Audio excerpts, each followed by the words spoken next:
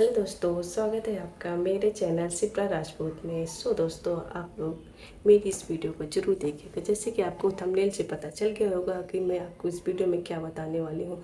दोस्तों, बहुत लोग का कन्फ्यूजन है कि कामिका एकादशी का व्रत हमें कब करना है, 21 तारीख को करना है, 22 को या 20 को। दोस्तों, बता दें कि कामिका एकादशी का व्रत का हमारे हिंदू धर्म में बेहद ही महत्व है। और यह क्योंकि इसका महत्व तो हमेशा रहता है, लेकिन इसका महत्व इस बार और ज़्यादा होगा क्योंकि ये सावन के सोमवार के दिन पड़ रहा है।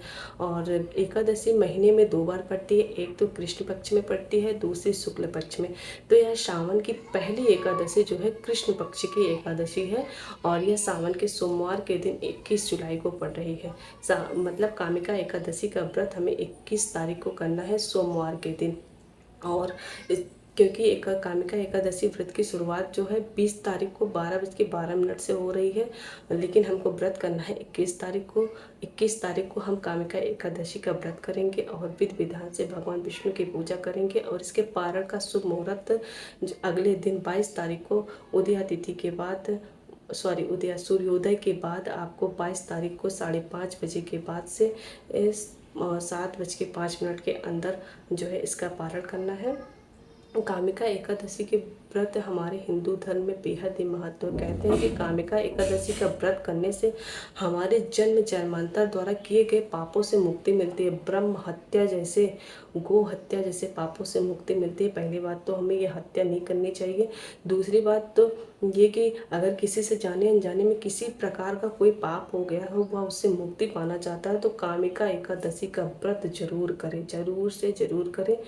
कामिका एकादशी का व्रत करने से पहले आपको बहुत ही छोटी छोटी बातों का ध्यान रखना है, जिससे हम नहीं रखते हैं इन सारी बातों का, लेकिन बेहद ज़रूरी है। कामिका एकादशी व्रत के पहले ही हमें कुछ नियमों का पालन करना है कि जैसे कि हमें लहसुन प्याज नहीं खाना है, इस एक दिन पहले से हमें चावल का सेवन नहीं करना है।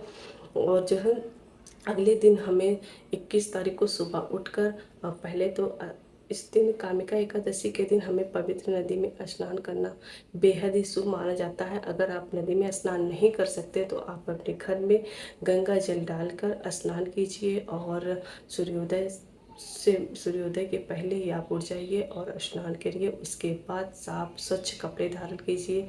पीले वस्त्र हो सके तो आप लोग पीले वस्त्र जरूर पहने, क्योंकि भगवान विष्णु को पीला वस्त्र, पीला फूल, पीली चीज़ें उनको बहुत ज़्यादा प्रिय हैं। आप स्नान करिए, पीला वस्त्र धारण करिए, उसके बाद पूजा की सारी तैयारियां कीजिए।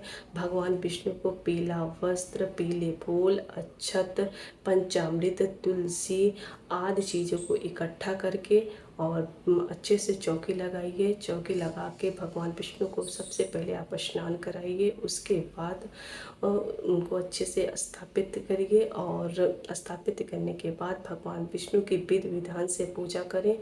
पंचामृत का भोग लगाएं, तुलसी पत्र जरूर अर्पित करें और भगवान विष्णु की पूजा के साथ माँ लक्ष्मी का भी पूजा करें। माँ लक्ष्मी को 16 श्रृंगार की सामग्री जरूर अर्पित करें हो सके तो। और इस दिन तुलसी की पूजा जरूर करें, क्योंकि भगवान विष्णु को तुलसी बेहद ही प्रिय है और तुलसी का भोग तो लगाना है और तुलसी की पूजा जरूर करें इस दिन।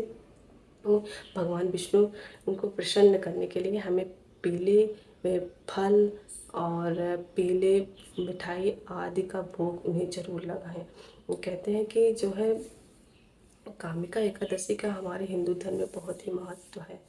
इसका व्रत करने से हमारे जीवन में जो भी परेशानियां आ रही हैं दूर हो जाती हैं। हमारे घर में सुख शांति समृद्धि का वास होता है।